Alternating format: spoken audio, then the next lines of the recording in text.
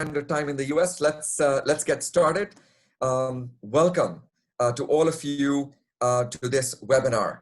My name is Adnan Hijar. I'm the Senior Associate Dean for Research and Professor of Global Health here at the Milken Institute School of Public Health at George Washington University.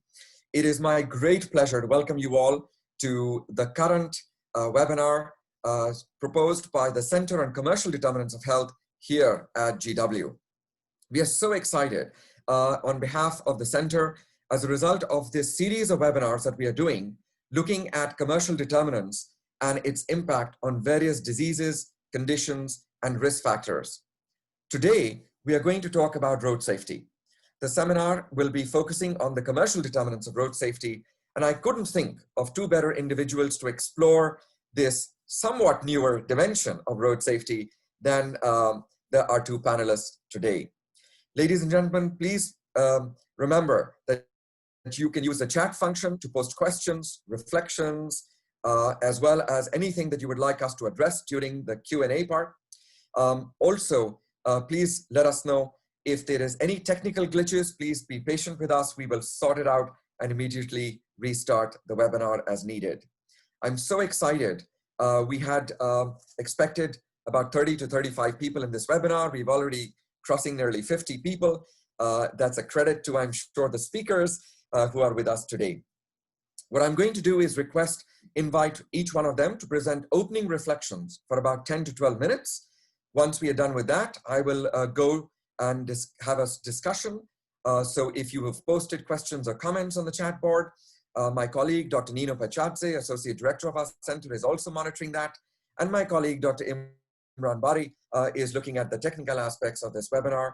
All of us will make sure that we will try and cover as many questions and reflections as possible. So without further ado, let me introduce Dr. Etienne Krug, who, frankly speaking, in the field of road safety doesn't need an introduction. He's Director of the Department of Social Determinants for Health at the World Health Organization in Geneva. I must say, it's my great pleasure that I first met Etienne in 1999 and have been working with him for 21 years on this issue. In some ways, injury prevention and road safety is really the face. Etienne's face mimics those topics. When we think about injury prevention and road safety, we think Etienne.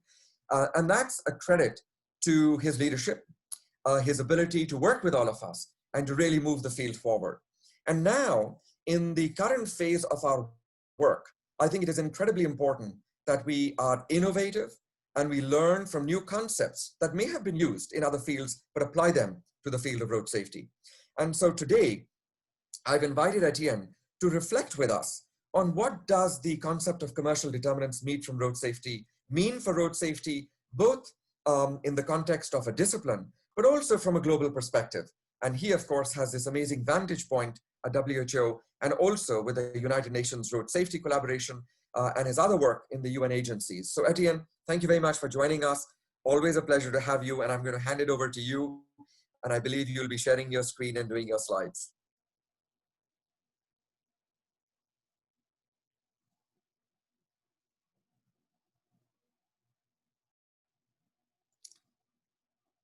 Yes, you're on mute.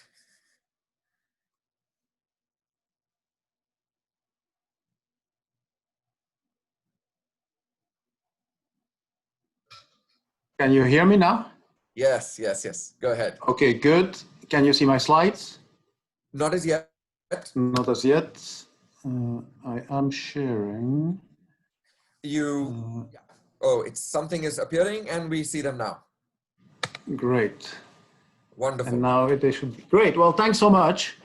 And hi, everybody. It's so great to see you. And thanks, Adnan and colleagues, for organizing this discussion, which I think is going to be very important. I'm really happy we're having this dialogue today around commercial determinants of road safety, because it's an area we haven't talked about enough and which undoubtedly is important. So I see this as an opportunity for one of the first dialogues on it, and I'm sure we'll go deeper. So I'm going to quickly run through a bunch of slides, which I hope will bring out some concepts around the commercial determinants of road traffic crashes and lead into some discussion. And I look very much forward to this to be complemented by Marta, of course, who's a very respected leader in the field as well. And I'll go a little bit quick over these initial slides, which are kind of there to set the stage. This is actually a fardier à vapeur. It's 250 years old. We're going back here in history. Some people say this is the precursor of the car. And if this is the precursor of the car, then this is the first road traffic crash which happened around that time at 4 kilometers per hour. The machine went into the wall. The wall got hurt, but nobody else got damaged. And it took about another 100 years to get to this, which was the Benz patent motor car, which some say is kind of the first car looking like a car. And it's around the time of this device that also the first road deaths occurred. There's a debate if it's Mary Ward in 1869 or Bridget Driscoll in 1896. For the purpose of this discussion, it doesn't matter so much. What matters actually is that it's around that time that the world was at a crossroads. And we could have decided when these first people died in road crashes that no, we were not going to accept this kind of price for our mobility. And we would rather stick with more safe and sustainable transportation modes like walking, cycling, and public transport. But as you know, the world decided to take the other direction and to start producing the Ford Model T, for example, at very, very high rate. And this is when we started having cars all over the world. And of course, I'm not here to bash the car. There's a lot of good things that came with the invention of the car. No, right? Thanks to this car, we can go easily on holidays. We can transport people quickly to hospitals, drop off our kids at school, or we now have trucks which can help transport goods all over the world very quickly. So there's a lot of good things that come with it. But there's a huge price. While around the first deaths around 1900, we were at 0 deaths on the road. We are now at more than 1.3 million deaths, according to the latest statistics from 2016 all over the world. And if you add up all the deaths since the invention of the automobile, we're at 50 million deaths, above 50 million deaths, more than World War I, equivalent to one of the biggest epidemics of almost killing epidemics of all times, the Spanish flu. So it's a huge toll we're paying for our mobility. And if at the time of the invention of the car, pneumonia, TB, and diarrhea, so infectious disease were the leading killers of children and young people, today road traffic crashes are the leading cause of death. We invented the leading cause of death of our children. And the last statistic very quickly is that, half of those people who die on the world's roads are actually people who walk, cycle, who are on motorcycles or users of public transport. Many of those people wouldn't even be able to afford a car if they wanted to. And of course, I'm talking about deaths, but there's also disability, injuries, quite a number of other consequences on health. And so the question we have today, of course, is why do we accept this huge price for our mobility? And I'm not talking about other consequences of overly relying on the car, such as air pollution, the obesity epidemic due to inactive transportation, or all the time we're spending in traffic jams. I'm focusing on deaths, and I'm asking why. Why are we accepting this price for our mobility? And there's probably a number of reasons. Driving a car is fun. Or these deaths actually happen one by one. If they were all happening at the same time, I'm sure there would be an outcry and we wouldn't accept this kind of price. Or is it because there's fatalism and we just think this is the price to pay for our mobility? This is still the case in some countries, and this is why we use that slogan, road traffic crashes are not a fatality, for World Health Day in 2004. It's also because it's a complex issue. I'm sure that many sectors have to work together to fix it. This is one of the problems and challenges in road safety. And I think all of these reasons are part of the problem. And there's another one. It's commercial determinants. And that's why I'm so happy we're talking about it. And when we look at commercial determinants, it's basically the impact of the private sector on an issue. And part of it is on the supply. And, you know, what is the influence private sector has on road traffic crashes? Well, in part, the private sector has been promoting the use of the car versus other more sustainable transportation modes. Here we have an old ad where people in the car are making fun of that boy who, miserable boy, is using a bicycle. How old-fashioned is that? But so that's one aspect, is the promotion of the automobile versus other modes of transport. But then inside promotion of automobile, you could promote very safe vehicles versus less safe. And here you have this ad for big SUV, which of course we know is a less safe and less sustainable mode of transport than some smaller, safer vehicles. You know, it's a big, fat, juicy cheeseburger in the land of tofu. And of course, it's not all about the automobile production. There's also alcohol. Guinness is good for you. An ad we wouldn't see anymore, of course, today, but, you know, shows how the thinking was a few decades ago. And then we have other aspects of the commercial determinants. So one is the production. The other one is policies and practices of private sector. This new tendency, which has been exacerbated even by COVID, more, you know, of fast, free shipping and getting every product immediately at our doorsteps, is increasing traffic a lot. And of course, traffic crashes, deaths, and injuries. Do we really need every product to be delivered the same day on our doorstep? Or these types of policies of overloading public transport because the driver is paid for driving as many hours as possible with as many passengers as possible. This, of course, has an impact on road traffic crashes, deaths, and injuries. But of course, not all is bad. And I want to recognize that there are some very positive efforts from private companies. Private companies have created NETS, the network of employers for traffic safety, which are promoting the business case for road safety, which are promoting safe policies in terms of hours driven, in terms of vehicles used, the quality of those vehicles, the safety, etc., etc. And then there's the whole issue of marketing of products. You know, you can market products on safety or on other features. And here, of course, we have this type of marketing for this SUV, which is not at all promoting the safety of the vehicle.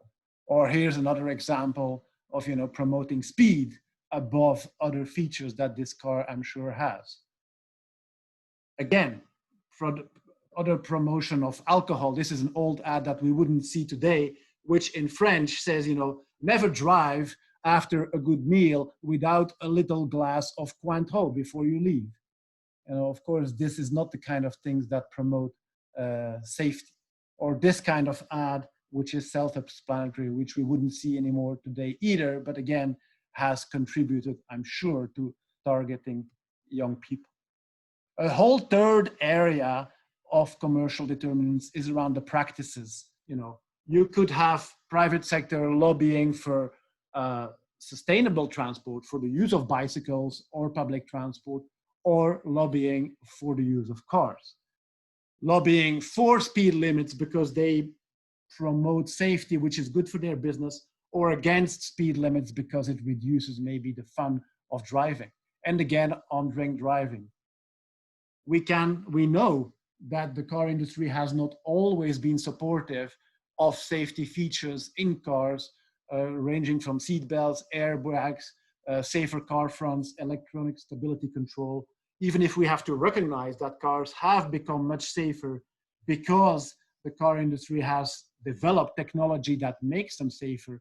This has not always been on a very voluntary basis, and it has required sometimes legislation and pushing. But there's other issues that don't have to do with cars, but, you know, lobbying, for example, for subsidies for road building, which increase car dependence, while it would be good to have subsidies for bicycle lanes, sidewalks, or public transport corridors. Or even lobbying for the conceptualization of the crash, making sure that we blame the drivers and the users and not so much those who build roads or cars. So there's a lot of issues there that need to be discussed of how we conceptualize our transportation and how we lobby for or against. Here's an example, for example, of some practices, thanks to our friends from Global NCAP and David Ward, who kindly shared this picture, where you see actually two models of the safe car. One is a second-hand one, the black one, from Europe, compared to a brand new vehicles who looks the same, but who was being sold in Africa without the same features. And you can see that the African version totally gets destroyed when you smash those two cars against each other, showing totally double standards for vehicle safety between Europe and Africa, and where clearly the car industry could do more. And finally, corporate social responsibility practices, where we know the alcohol industry and others are promoting some areas more than others when they support road safety, which are not always the ones that the evidence shows are the most effective. We want to see focus on blood alcohol concentration and enforcement, while some other softer programs are less effective, as we know. All in all, I want to be very clear. I think the private sector is key to road safety and its positive contributions. It has made a lot of very positive contributions in making cars and roads safer, in providing us with bicycles, in providing us with emergency response technology, in providing us with many things that without that, our world would not be as safe. But at the same time, much more could be done and much faster in order to make our roads safer and reduce the death toll, and the private sector has a key role to play in that. It's really all about moving from a century of dirty and passive transport to a century of safe, clean, and active transport, which is what we hope to see happen sooner rather than later. And I want to end with this quote from the New Yorker, who I think says a lot, which is basically, when the people of the future will look back at our century of auto life, will they regard it as a useful stage of forward motion or as a wrong turn? Is it possible that 100 years from now, the age of gassing up and driving will be seen as just a cul-de-sac in transportation history, or a trip we never should have taken? Thanks very much. I look forward to the discussion. Thank you very much, Etienne. That was a remarkable overview, basically one that only you can do. And I am so privileged that you had the time to join us today. You're highlighting these various strategies, which are all part of commercial determinants, from the production to the policies, to the marketing, to the lobbying, and finally to CSR, or corporate social responsibility, is fantastic. If you wouldn't mind stopping sharing, I'll request Martha to start sharing her screen and unmute herself. And that way I will, while I'm introducing our next speaker. So thank you so much to Dr. Krug for that remarkable overview. I'm now very excited to introduce another friend of mine, Professor Martha Hijar. Martha, you can upload your slide as I'm talking, who is a senior researcher at the National Institutes of Public Health in Mexico. Of course, Martha is well known to us, and as Etienne mentioned, for over 30 years has been working in the field of injury prevention, road safety, violence prevention. Martha was the technical secretary of the National Council for Injury Prevention of Mexico, and of course has been awarded one of the highest civilian honors, the Gerardo Varela Prize, for her trajectory in public health. I'm also really delighted, Martha, that not only do you represent the best of researchers that we hope many young people will emulate and follow, but also represent the important contributions women make every day. And so I want to recognize your leadership as a remarkable woman in global health. So over to you, Martha, for your introduction to commercial determinants.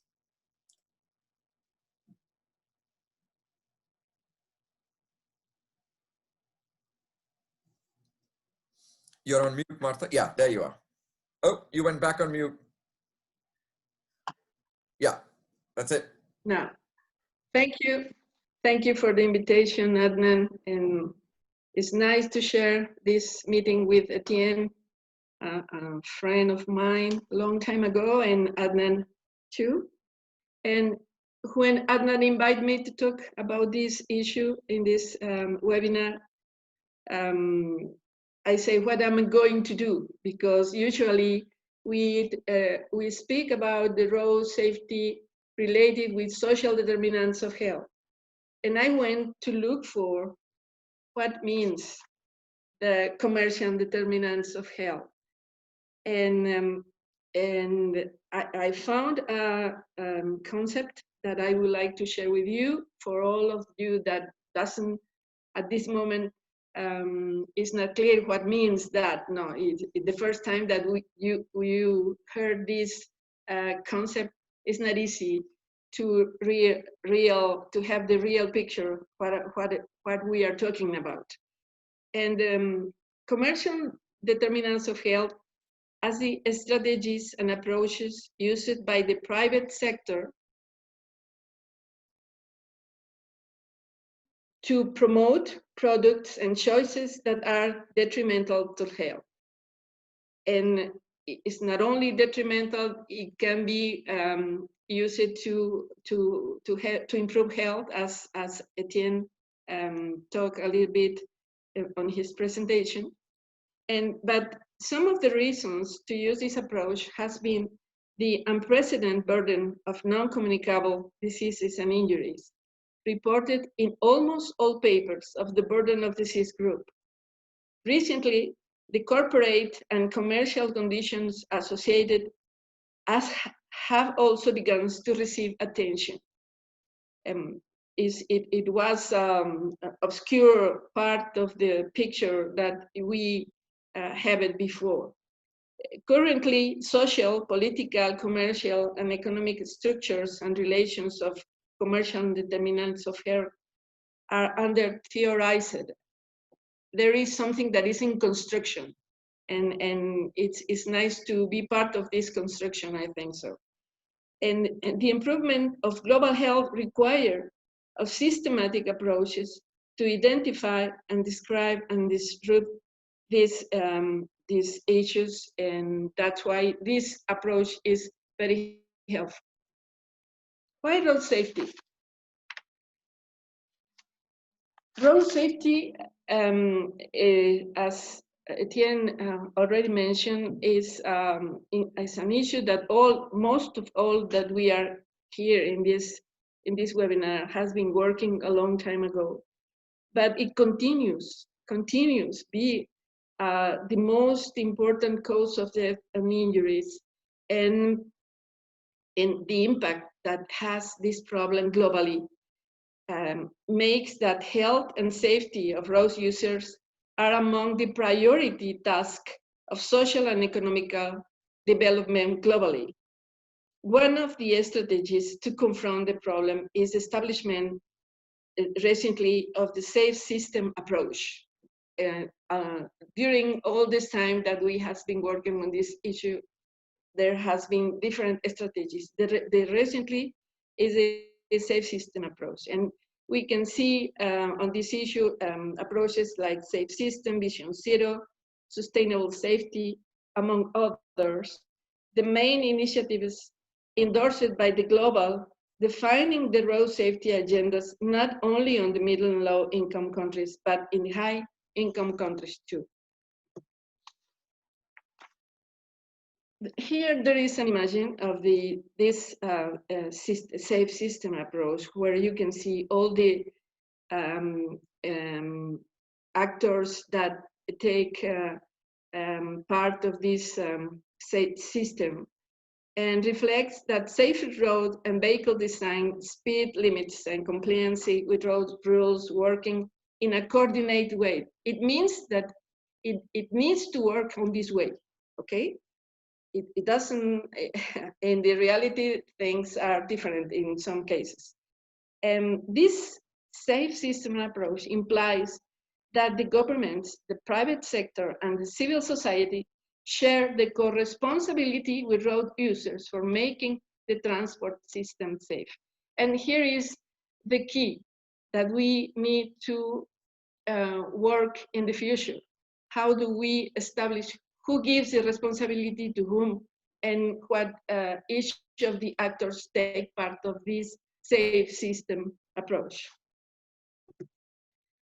Here, only as an example, you can see the kind of actors with key road safety responsibility under Division 0 policy. It's only as an example. And you see on the left side, the private sector and remarkably, the automotive industry take part of these actors that needs to be responsible. And that's why I say, well, one thing is what we are expecting about this model, and the other, how it works in the reality. And you can see all these actors in the public and civil sectors only as an example. And here, these three guys in the bicycle is an example of, for me, is how do we can work together at the same time. We talk a lot of the needs of work intersectorial, but the difficult to work on this way. And I would like just to highlight that responsibilization, that it is inside all these safe approaches working in the world now at this moment. It's a practice of the last example that I talk about, reflect the need of the real governance in which public and private sector actors assume responsibility. And I think that that will be an issue that we need to work in the future. New modes of governance. What means governance? It means that all of us need to work just to obtain to support public values. In this case, road safety. And it is easy to say, difficult to achieve. And here I have some examples of road safety that works in two ways, as improvement and giving or detriment to health. Regulation of helmet quality is one of these that works in positive. But selling alcohol to minors and already intoxicated individuals is opposite.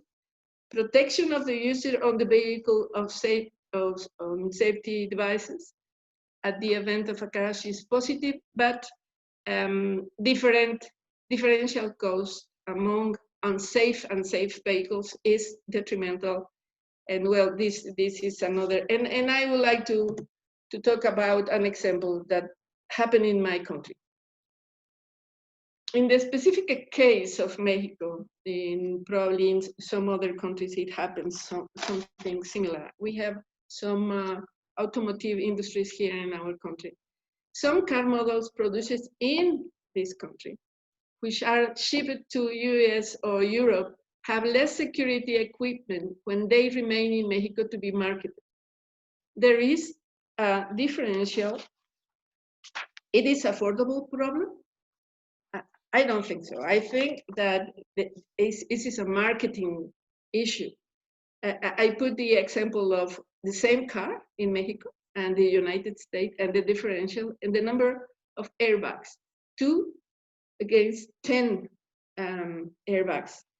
And I would like to add to this the problem that we already have with motorcycles. I always say, along my career as researcher, I always say, well, in Mexico, we don't have problems with the motorcycle. But I shut my mouth during the last 5 years, because the amount of the problem of motorcyclists in the road safety issue is a huge, huge problem in my country now. And one of the reasons is that motorcycles is cheap, it's easy to buy, and the stores that sell these vehicles include on the price the helmet, but the helmet is not standard helmet.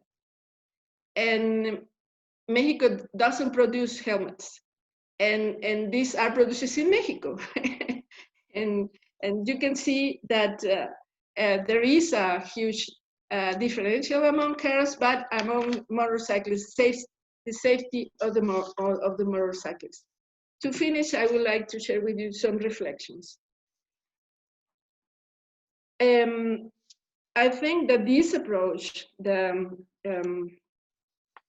the commercial determinants of road safety is in construction, in finishing in some parts, but I think that it starts as a consequence of growing more burden of non-communicable and injuries.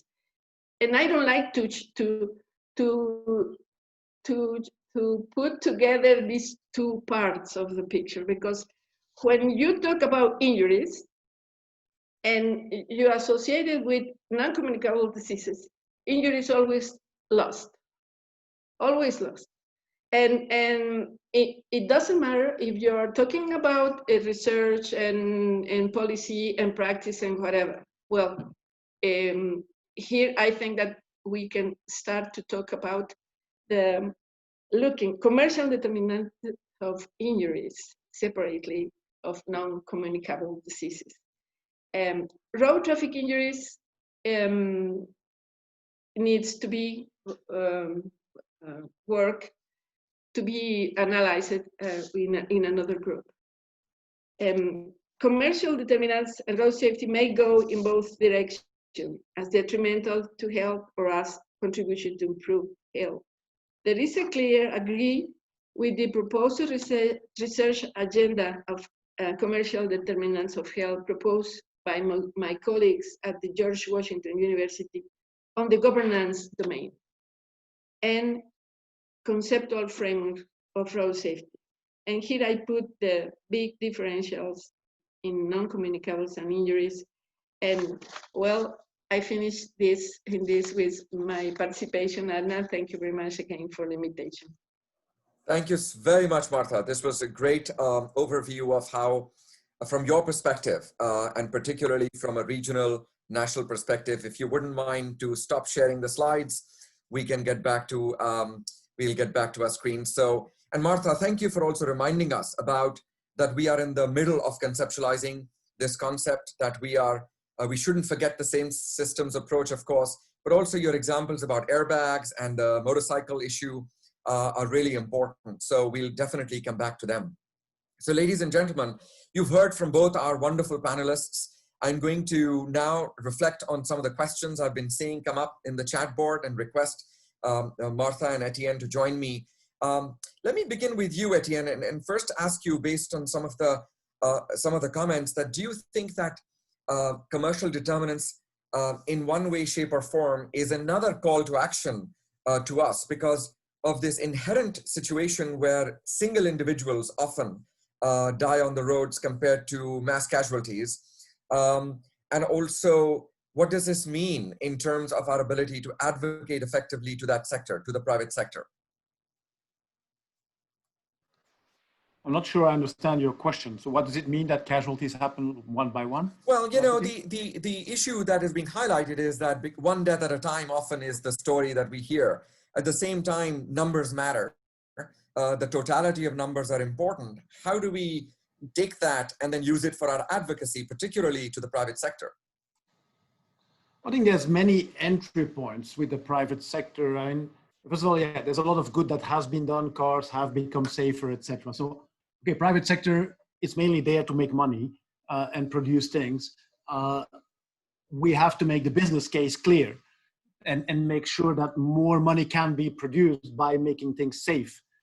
We also have to make the business case, as some companies are doing, you know, in the network that I just highlighted, that, you know, those who have big fleets have a lot to gain by making sure roads are safe, that their vehicles are safe, that their drivers behave safely, and that the whole road environment in which they operate is made safe. That means also interacting with governments to make sure they play their role with having speed limits and drink driving limits and control, etc. I think we need to have these kind of events more and discuss about the importance of commercial determinants, because when we say the private sector, but the private sector is a huge amount of different private sectors and companies. There are the car makers, there is the alcohol companies, but there's every company that distributes things. There is the technology companies, there is the banks who loan money to these companies. It's a whole huge network of so many different sectors that needs to be untangled and which needs to be interacted with to make clear that what each of their roles can be and promote basically the business case for safety. Yeah, no, I agree. And maybe, Martha, if we could take that forward to the idea that you talked also a little bit about responsibility. So what is the responsibility of, for example, to be specific, car manufacturers, to the people who drive their cars, but also to the people around their cars? And as a few people are commenting in the chat, how do we push this forward in terms of our conversations with them? Martha, you're on mute, but if you can unmute and reflect a little bit on your responsibility notion. Yes, when you go to any of the new approaches for safe system approach, the word of responsibility appears around all papers, but nobody says who gives the responsibility to whom. Okay, I think that we have not been working on that, and it is important. I found that when, for instance, I found a paper where the problem that Vision Zero has when they put the safe road safety and the sustainable agenda, and takes everybody. You need to, it means that everybody knows what they need to do, but the road safety that suddenly disappear of the organization of this strategy, and they need to move quickly to restore the leading of road safety in Vision Zero, because when you say to your children, you have the responsibility to do that, and he say yes, but if you don't see, if you are not aware that they are doing what they are doing, nothing happened. And I think that we need to be very clear in all the approaches that we are using what means responsibility and who gives the responsibility to whom and what do they need to do on this approach of road safety. I think that's a great point. And I'm going to come back to you because I think what Martha is saying is we learned that just by telling people to do something, it doesn't work. So we have laws for seatbelts, we have laws for smoking. So why should we assume that just by telling companies they will behave, right? So why should car companies be left for self-regulation, for self-education, and hoping that they would do the best in road safety? What are your perspectives, particularly from a UN agency? What is the level of regulation that you think we can have in this space? Well, again, yeah, I mean, there is regulation already on vehicles and some standards for safety, and it keeps evolving as technology evolves and as demand evolves and pressure evolves. So I think, you know, that there's on one hand, we need to make sure we have the right regulations and they're adhered to and enforced, but also we need to, us as citizens and as agencies, make sure we demand more regulation, we demand more safety. And it's also, you know, how we direct the market. What do we buy? Do we buy the safest cars, or do we buy the cars that are less safe because of all kinds of other reasons? And then, you know, do we need to rely on cars, or can we gradually operate this modal shift to move more to bicycles, to public transport, walking, and more active and healthy and clean modes of transport? So again, it's a complex world we live in, where there's many forces and where we all as individuals and as agencies have a role, as well as governments, to put the pressure on the right things to happen. Yeah.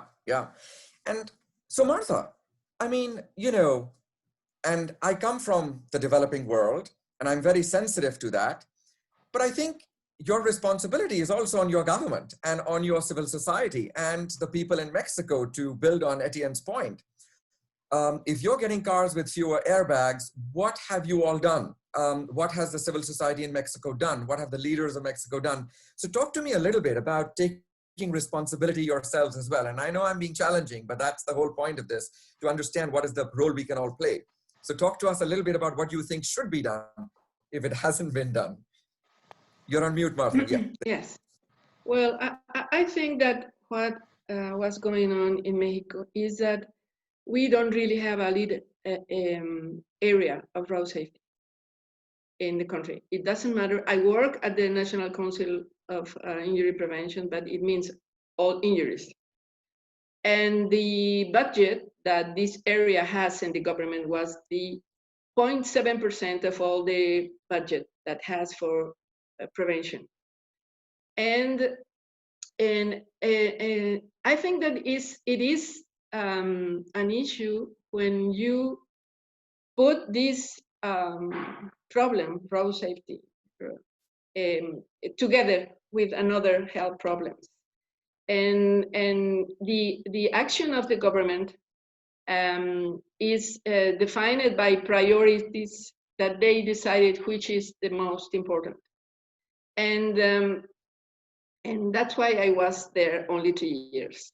And this is one of the reasons. And we went to the areas that responsibly of the safety cars, of the safety devices of cars. And there is a law that that now has all these requirements to sell cars, safe cars in Mexico. Mm-hmm. It is a matter of money. They say, well, if you want a car, as Etienne say, the people doesn't have a car because they can afford. If you have money to afford a car, it doesn't matter that it's not safe. You do it. And it is a situation, an economic and social determinant of health too, is where you can see all these approaches together. And you know, Martha, sorry, go ahead. No. And the civil society, there is a very small percentage of the population that knows what it means to have a safety car or to use a helmet. A helmet that is standard is 5 times more expensive than a non-standard. And the people who died is not the people that use the big motorcycles that go to travel, and then no, it is another commercial is the young people that has been working in motorcycles with non-standard helmets and everything. And it is a mix. That's why it's very important, and you're highlighting something that is, I think, really important for us to study in the commercial determinants, which is the disincentive for safety.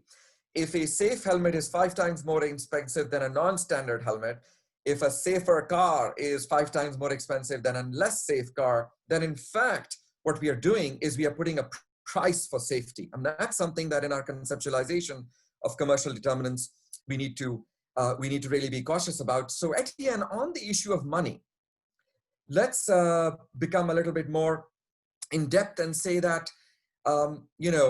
private industry gives money to organizations, and that's part of their tactic to try and influence decision-making, it is said. It is clear that some parts of the UN accept money from industries like alcohol, as has been pointed out on the chat board. So talk to us a little bit about your perspective. You're a leader in the UN system. What are your, first of all, individual thoughts, and then maybe talk a little to us about a UN perspective? Of course, at the World Health Organization, we're very concerned about health, and we know the impact excessive consumption of alcohol can have on health, not only on road traffic crashes, but on cancer and on many other issues, mental diseases, etc. So of course, we would not accept funding from alcohol industry or for that matter, any influence of alcohol industry in our policies. I can see why other organizations necessarily who have a different mission don't always have the same views on that. But I think the most important is to make sure that any industry does not influence policy making, and that policy making continues to be totally independent of influences of the industry. Yeah, and so in that context, Etienne, you mentioned earlier that you know, there has to be a win-win, right? So, and that's sometimes difficult for us public health professionals to say, as somebody in the chat board is saying, how can you make money off people dying? Well, you know, if you imagine a world without cars, that's, you know, that's a world that probably is not going to exist. And so what is the win-win here? As you conceptualize this for your department, or you have your next meeting with an industry partner, what are your thoughts about this win-win? How do you define that? Well, you know, I think that there is a lot of profit to be made by developing public transport, by promoting bicycles and other sustainable forms of transport that we might not even have invented today. And in the meanwhile, you know, we are developing technology of cars, making them cleaner, making them safer. So there are different options there. Just, you know, like in other industries, the energy industry, there's different options there for cleaner fuels, etc., and energy. So of course, time will tell what are these new technologies, but there's a lot of potential there.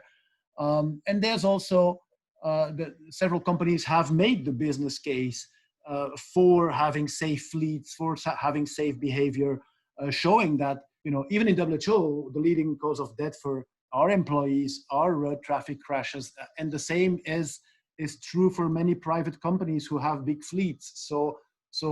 And that costs a lot of money when people are in crashes, and so recognizing that business case, promoting it, and implementing it is part of the effort that needs to happen. And then, you know, again, it's all about market forces. We as individuals have a role too. What do we want to buy? Where do we want to put our money? If we continue to buy the big SUV that is not safe, we are guilty too. Absolutely. I think particularly in this country, when I'm speaking from the United States, we are increasingly conscious of the individual decisions that we make. And Martha, but let's continue this slightly difficult conversation. Do you think, Martha, if there was a group deciding road safety in Mexico, would you want a member of the alcohol industry, a member of the Formula One racing industry, a member of the car production industry on the table? Do you think they should be given a space, or do you think they use that space to then influence your decisions? What are your thoughts?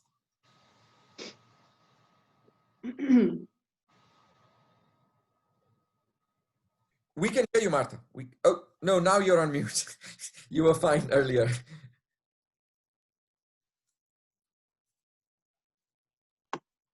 Can you hear me now? Yes. Okay. Well, I think that this is something that we are talking many times, and is the power of some industries. Alcohol is one of them, and car industry is another. And when I was at the National Council, the people who provides the alcohol sensor to do these measures in some states was the alcohol industry. And I sent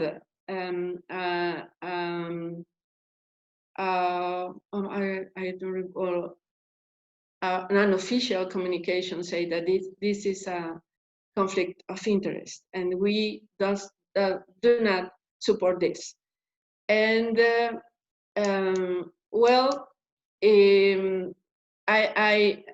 we are not success to put out the alcohol industry on this issue. And about the automobile industry, I remember that the World Report in 2004 say that in the list of the actions that we need to put in place was the decrease the use of cars. And it is the only one that we are not achieving 16 years after. And well, this is what I can say about this. No, it's a tough question, and it's a tough question. And Etienne, in some ways, do you think we can differentiate between industries? Do we think that alcohol, which many of us think is learning from the playbook of tobacco, is a high priority to address versus, let's say, car manufacturers versus what you were saying, other industries like health insurance companies or tire manufacturers, etc. Is there a prioritization that we need to do in order to expend our energy as well as our tools to try and decrease the impact of these commercial determinants? I'm not sure we have the evidence to do that.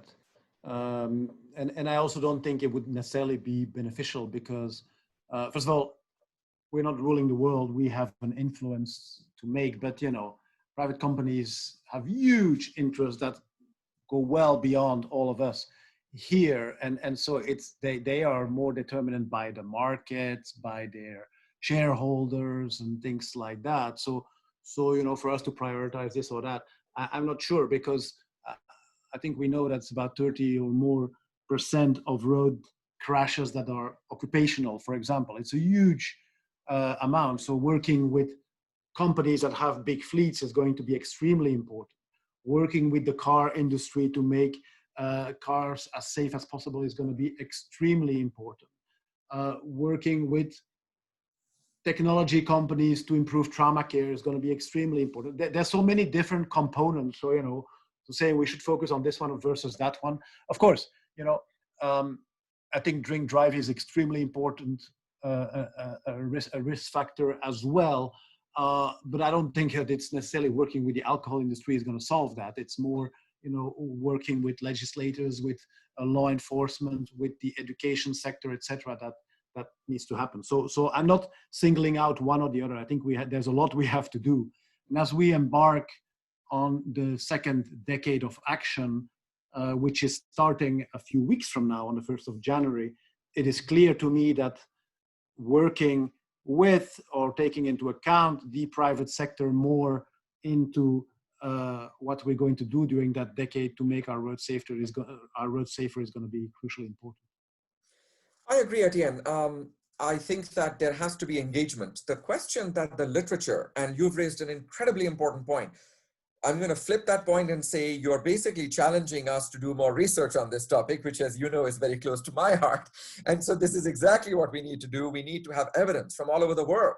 So all of the people on the webinar right now, this is a challenge to us. Where is the evidence where we can distinctly trace the pathways between commercial determinants and negative health outcomes around road safety? The more we can throw this, the more organizations like WHO or national governments like Mexican government will be able to use that evidence. But maybe as a final point, Etienne, if you would like to take a minute to provide any final reflections, I think there has been, for example, the idea of a framework convention on alcohol been used as a corollary to the framework convention on tobacco. Are you in favor of such types of tools for us to handle at least some commercial determinants? But also, please use the minute to provide any final reflections, and then I'll move to Martha. Over to you, Etienne. You're on mute.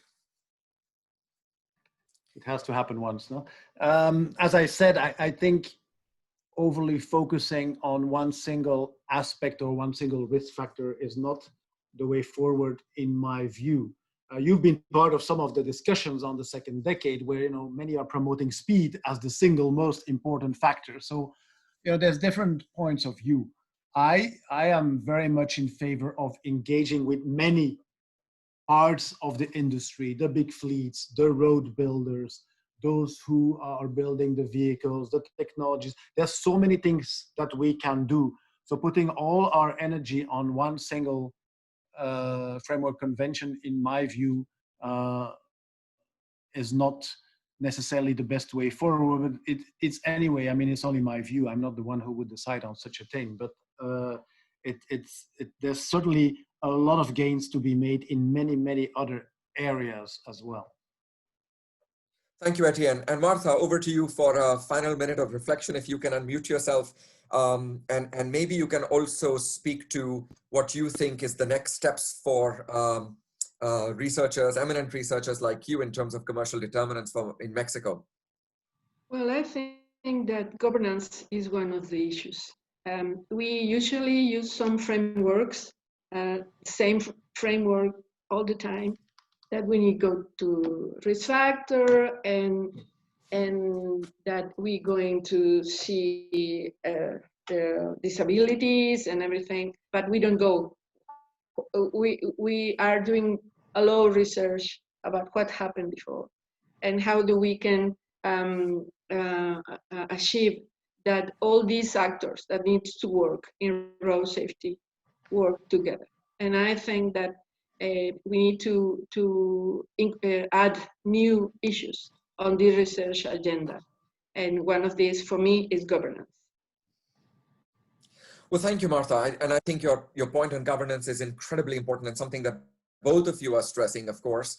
And governance means negotiations.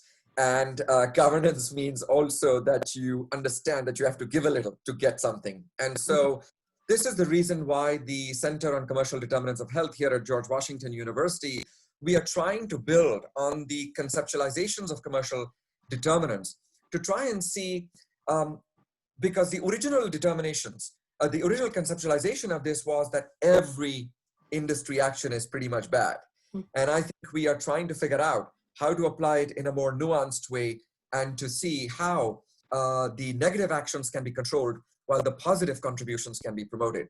Ladies and gentlemen, this has been a wonderful hour, but our time has come up. We've had the pleasure of having all of you participate. So thank you for joining us. What a wonderful way to kickstart the discussion around commercial determinants of road safety with Dr. Etienne Krug of WHO and Professor Martha Hijar from Mexico. Thanks to both of them for their insightful conversations. But I do want to add that this is really the beginning of a conversation. I think the start of the new decade of action is incredibly important, that we don't forget commercial determinants of health, very much in line with the social determinants of health that many of you have been pointing out in the chat. Of course, we could not get to many of your comments in the chat board, but I hope that you enjoyed the conversation. I hope that you will join us in January and February when we do our next commercial determinants webinar on the next topic. But in the meantime, please be safe, please stay healthy, and let's continue the conversation on Twitter and social media. Thank you, Etienne. Thank you, Martha, and goodbye, everyone. Bye-bye. Thank you. Bye. Bye.